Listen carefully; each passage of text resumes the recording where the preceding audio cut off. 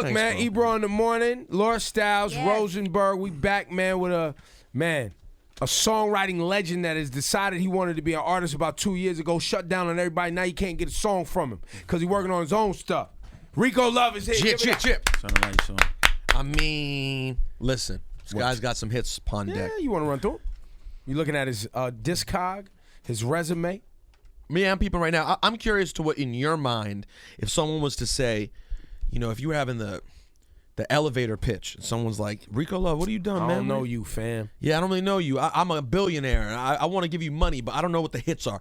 Give me a few of the hits. What would you hit them with? Sweet Dreams, Beyonce, Just a Dream, Nelly, Hello, Good Morning, Diddy, Daddy's Home, Usher, There Goes My Baby, Usher, Motivation, Kelly Rowland, Heart Attack, Trey Songz, Mr. Wrong, Mary, 4 a.m., Melanie Fiona, Without You, David Guetta, Usher, You got the speech ready. Apparently. He's ready. He's good It's to a go. lot. It's a lot of them, but I would for the billionaire guy. That's the ones I would name because those are the ones that, Especially that David Guetta joint. Yeah. But the ones that really important to me to mean the most are the ones that didn't do the best. And like a record like Dive for Usher, or a record like Energy for Carrie Hilson, or songs like No Such Thing Why as Too Late. Why those records for you? Because I think they were some of my best writing. And I'm one of the few guys, I think, myself and Neo and a few other people, but I think we write the non-fluff music. You know what I mean? Like I don't have a whole catalog full of big party songs and turn up records. I have lyrics like when Sweet Dreams, you listen to You Could Be a Sweet Dream or a Beautiful Nightmare. When you listen to There Goes My Baby, you listen to Daddy's Home, you listen to the cleverness of Hello Good Morning. Not just thinking about what's on the surface. I think that a lot of those records they were passionate, but it was so much emotion and genius, I think, lyric, and I hope I'm okay with saying that, but I think the lyrics behind some of the other records, Dive was just a crazy metaphor to me, and I thought it was dope, so certain records like that mean a lot more to me. What's the Dive metaphor for people who don't know?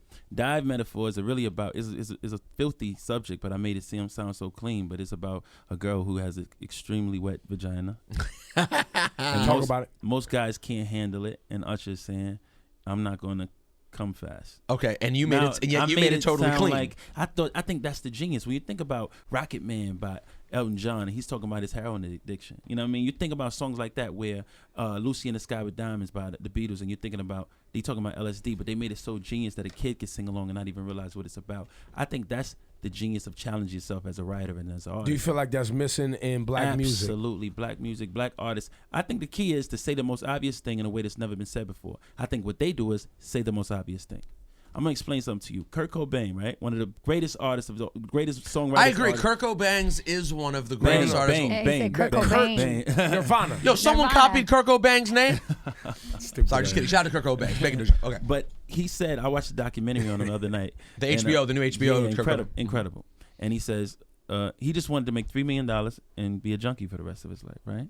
And he died, he killed himself, and he did the suicide and all those things. He just was miserable. And the whole country felt sorry for him, and they had remorse for him because he was a tortured soul, right? But he was a drug addict. So the whole country felt sorry for him killing himself because he was a tortured soul. Now you got kids, black kids, who mothers crackheads, their fathers was pimps, their brothers was, live this life. This is the worst life you could ever see. But you know why nobody feels sorry for us when we die? It's because our music doesn't represent the torture or the pain. It just says to turn up. It's just about the party. But I know that these kids are hurting. I know that a 19-year-old drinking so much syrup that he can't even stand up and overdosing and doing all this type of things. I know it's because of the pain he's going through. He's trying to hide. But America don't see that because all we talk about is the fun part of it. So why is that? Yo, why? wait, time out. Yo, Wait, Ebro, he's dropping gems. But this is my type of talk. Can you explain, though, why do you think that is? Why instead of focusing on the sad parts? You know why I think that is? Is because people started making music not because they loved music. They made music because it was easy and they felt like they could be famous. So the true artists who really are dealing with these type of struggles and pain and really want to explain these type of things the way Pac did, the way Nas did, the way Kendrick does, the way that Cole does, a lot of them, they're getting oversaturated by the easy record. And they're getting oversaturated by the record that is, less about, that took less thought to come up with. Yeah, so because they want instant gratification. Exactly. They'd be like, turn up. I could turn up to this. I could sing along to this. And then what happens is when people start digesting. becoming successful, they started being like, oh, you know what? I can do that too. I can do that too. I can do that too. Back in the day, record companies would never go and sign any kid from Alabama just because he had a hot record. You know what they would do? They would say, this is a hot record. I'll give you $50,000 for give it to I'm someone going to give it to Jeezy. And now I'm going to hire you as a staff writer for my team, and you keep writing records all like that's that. gone, though, especially for black music. And they, you know why it should come back? Because we're dying, and they're spending so much money on the fluff, and they're not getting much return.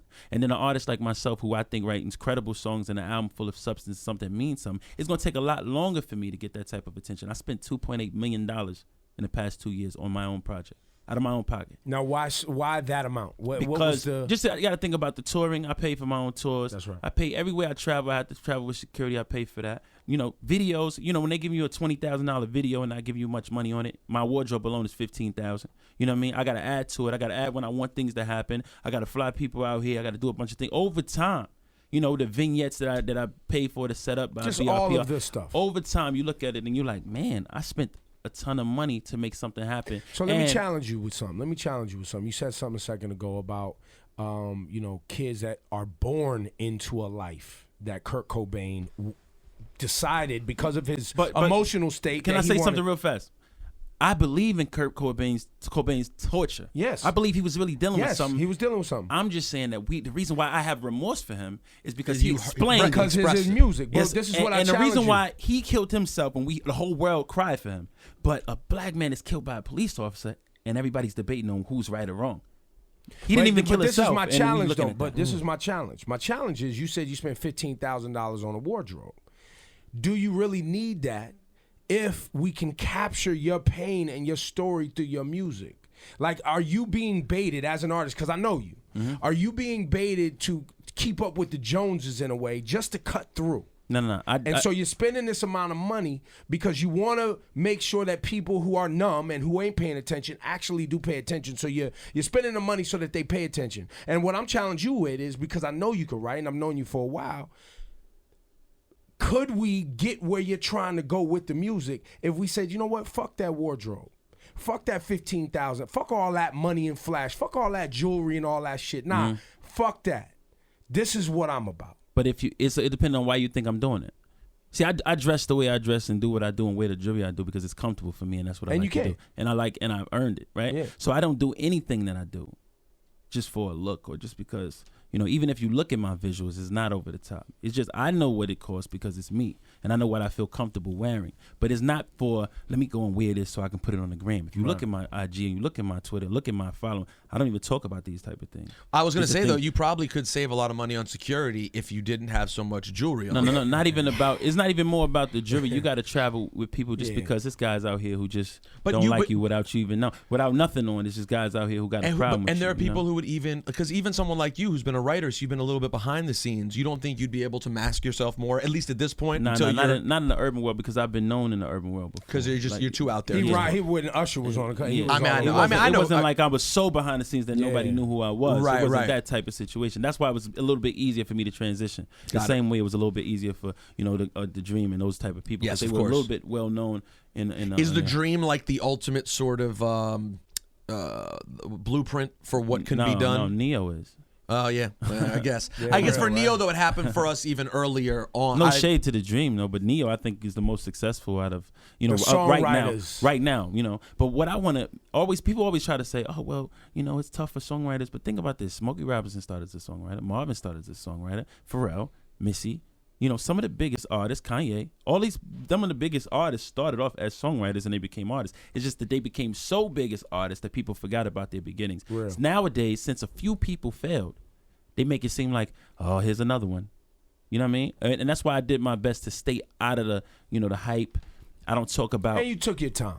Yeah, and I don't talk about, people ask me questions, how much money you made on this? I don't talk about those type of things, you know what I mean? Only reason I mention what I spent during the 2 years is just to show how passionate I am about your project, with my project, you know what I mean? Rico, and for the past 2 years, you didn't work on anybody else's project, this one? Just not. I think the last hit record I had was Odios for Romeo Santos. It's the last. Wow. And on purpose. I didn't leave. I didn't stop writing on a low point. I stopped on a high point. So what I wanted to do was, I was frustrated, honestly. I spent a lot of time working on that last Usher album, Looking for Myself. I spent a lot of time working on the last Brandy album, 211. I spent a lot of time, developing artists and believing in them. And then you don't get the payoff. Because guess what? When it's time to really go, we created this whole sound, but then the record company convinces you should go to this dance song. And we're like, what? We've been really believing in this sound and really creating something that was different. And then when I see another artist come out and do it, what we was about to do, I look up and I say, bro, you know what I mean? Why we? Well, we was there. We was right there. And what I realized is that when you're just a writer and just a producer, there is no power in your hands. I'm talking about for the biggest guys in the world, it's really no power, because at the end of the day, the record company can change and make a decision. And I didn't enjoy being powerless. Now, the process of writing and producing for people is the most fun I ever had in my life, and I continue to do it. And you will do it again, I'm sure. Yes, absolutely. I'm going to do it. But I want to be in a position where what I say can be law.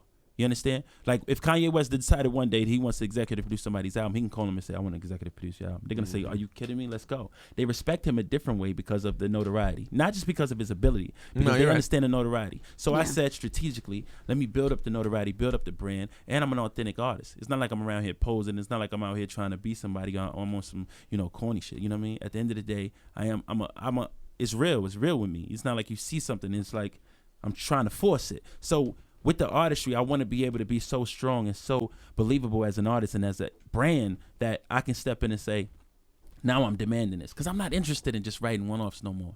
You know what I mean? I'm interested in being a part of full project. The reason why I can never compare myself to Pharrell, the reason I can never compare myself to Rodney Jerkins or Timbaland had Aaliyah. Rodney Jerkins had a Brandy. I never had that.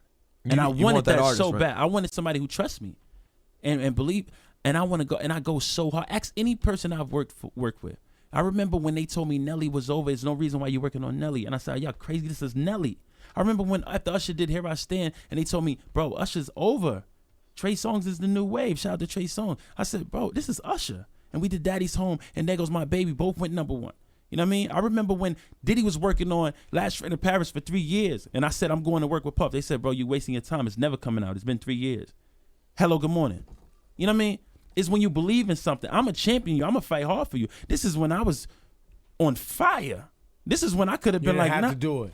But I believe in greatness and I believe in incredible artists. So when I see an artist, listen, you're an amazing salesman. This pitch you're doing, right? I mean, you going. He's gonna get one off of this interview. Yo, listen. Someone about to call you out. Someone about to call you right now. You going right now. I just see so much. I'm passionate about what I really believe in this, and this is like, it means so much to me that I'm willing to even sacrifice. I haven't made any money in 2 years, bro, and I'm willing to sacrifice that because I'm doing something that I love and I believe in, and I think that's the person you should want.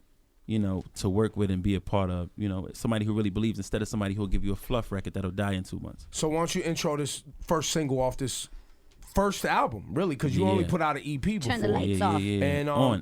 Turn the lights on. Turn the lights on, not off. Somebody else. Now, this is a remix with Usher and Wiz Khalifa. Talk to us about the remix. Talk to us about the song intro. I will get it on right now. I think so many times as men, we go through different things with women and we get heartbreaking and everybody's afraid to talk about it. And even when somebody goes through something, they feel uncomfortable calling them. I didn't have a problem calling Wiz and say, bro, I know you're going through something. Why don't you talk about it on my record? Because if I had a record about diamonds and partying, I wouldn't have no problem calling you. Why don't we talking about something that's real and true to us? Why don't we get on this record? And I call Usher, who's like a big brother to me, and I said, look, you could come at it a different way. You could say, I wish she would find somebody else. You know what I mean? And I thought it was a clever way to put it together, All right, let's get it on right now. Rico Love, Somebody Else, the remix. Usher, Wiz Khalifa on this. It's Hot 97. Yeah. Turn the lights on. It feels a way I can't explain. So hold me, babe. I know you can't stay too long. Yeah. And every melody has a way of reminding me of one of your favorite songs. And I know we can't turn back time. I know we can't right those wrongs.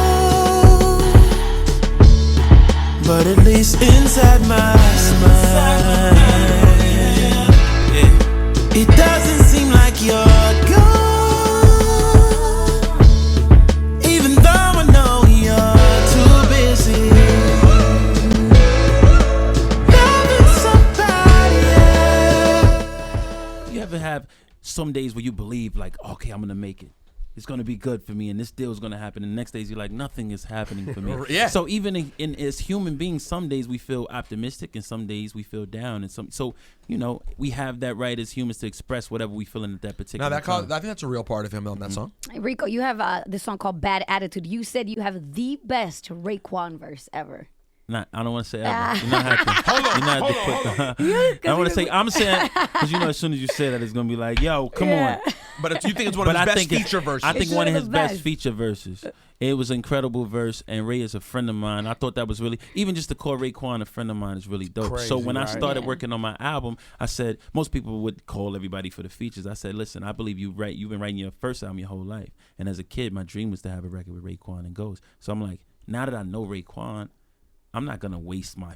I'm gonna put only feature on my album is Raekwon and Armani Caesar. I called Waka Flocka to do an ad lib for me. But at the end of the day, he's one of the greatest. And you're like, you got him. I got a record with Action Bronson that didn't make my album because of a sample clearance. But I just wanted to surround myself with people who I thought have that were record? incredible. Can I have it? Definitely have I it. would love to play Yeah, that. absolutely. It's not going to come out. It can't get cleared, right? It can't get cleared. But we can play it though. Yeah, because you you just can't sell it, You but just you can can't play sell How it. does that? Okay, that's how it works. Yeah, Okay. meaning he can't put it on his album. He can't for make sale. money off of it. Unless the person who you sampled from specifically said, I don't even want it to be heard at all. 'Cause they can say that. Oh wow. Yeah, they can say they did that to me on Bitches Be Like. The original version of Bitches Be Like was a sample, and the guy heard it and he was just a devout Christian. He said, if it leaks, I'm suing you. Why did he say it in the first place? No, I sampled He his said, 'cause, music. yeah, he I sampled sampled his it. music. Yeah. Rico Love, listen, man, you cop this album on iTunes right now. Rico, how do we? Because I'd love to be a part of what you're talking about. We were talking before this interview about our frustrations with the songwriting in hip hop and R&B, specifically black music, versus other formats of music, country, pop music, rock and roll, the songwriting. Yeah, basically what I was saying was some artists will service an incredibly well-written song to top 40 in rhythm, and then they'll turn their ratchet record and they give it to Urban. Some of the biggest They'll say, artists "Oh, in the here's world. my song for mainstream America, if you will. That's amazingly written in song and in but metaphor." We're not going to give. And you made an incredible point. He said those records take a little bit longer to research. And they took a little bit longer to come around. And I mean, obviously, I want to get into research with people out there because they would never understand what that means. But at the end of the day, great music and great songs, I feel like, should live at black radio because that's where it started. Yep. You look back when the Rolling Stones were coming up and they were blowing up. You know who they referenced to? Muddy Waters. And they would say, cool, we on tour right now. Let's fly Muddy Waters out and have on our tour and let's resurrect him because we love him so much. And so many, let me tell you what they do to us. They take what we think is very serious. They say twerking and they put golds in their mouth and they do all this stuff. And I think it's the equivalent to blackface. Yeah. I think it's the equivalent to shucking and jiving and doing all the things like that. And they making fun of the culture, the thing we take serious, and we go right along with them. And we sing along to their songs. Just like the same reason why, and I love Sam Smith. I appreciate what he does to the culture. I think it's genius what he does because he made an R&B song and put a dance beat under it, which made it cutting edge and made it futuristic. But the original was a straight R&B record. Come on. And I believe that the same record sung by Anthony Hamilton, who's one of my favorite artists, wouldn't have got nearly as much attention. And we won't even, you even notice how I live in Miami and I'm hearing the Sam Smith on the radio down there and I'm like, bro, y'all won't even play. Let me take it a step further. Hot 97 was the first hip hop / black, if you will, because I consider hip hop a multicultural thing, but we have a large black listening, to play Sam Smith Disclosure, the Latch record. First one. And everybody, why are you playing this record? I was like, this is a black record. This is an R&B record. Exactly. We was the first radio station. But I would have loved for you guys to play somebody else, which is the same type of wait, record. You know what I mean? You trying to go back to your own promo? I'm just saying. What I'm saying is, why do we have to get those ones? Exactly, and not this one. And But that's the thing that I guess upsets my me. point, And my point is, and when I perform this record, you would think it's the #1 record in the world. When I'm out on the road, I'm like, how do everybody know this song? I'm always like, all right, let's do this song. And I'm like, everybody Which song are you knows referring to? Somebody else. Somebody else. And I'm like, how does everyone know this? It's been out now like 4 months. Exactly. And I'm like, well, but it didn't research. So I'm just like, it's got to be some type of disconnect. There has to be some type of flaw in the research. It has to be some type of error in how we're doing things, or it's some type of bias or prejudice. And I don't want to be that guy. You know what I mean? I don't want to be, power to the people. Bias. I think it's very simple. The bias is, and I've seen this my entire career with people making decisions about me. White people who make decisions don't believe that like black people want to hear white people, and they don't believe that white people want to hear black people. So the idea of them making a Rico Love record a hit doesn't make sense to them, but them making a Sam Smith record a hit that sounds the exact same audibly, that makes sense, because somehow when people are listening to friggin' radio, they know what race the person singing is. Exactly. It makes no sense. Makes no sense at all. So we have to now see all these other artists. I did a Grammy thing for E this year, and when I was going through the categories, I came back to Ebro. I go, man, I thought every record in Record of the Year and Song of the Year was black. Every one was all sung by white artists singing traditionally But black music. Can I say this? Because I know we got to go. But let me tell you something. We got to do better at making songs that's worth hearing. Talk about You cannot be mad at the Grammys for not nominating a song like, I don't want to call out nobody's name, but at the end of the day, certain songs are not, they're fluff. It's bullshit music. Yeah. Do you It's think? throwaway. Do you think that somebody really is going to champion this type of record 20 years from now, 30 years from now? Is a fad. Is a fad. Is a phase. When I listen to "We Found Love" by Rihanna, I know that's going to be around forever. Forever. And But- that's a lyric, and that's a club, and that's a dance, and everything. But at the end of the day, they took their time to make an incredible record. You can't just make fluff music and think, oh, why did they nominate us? Because we black? No, because the song is shit. You're a fucking superstar.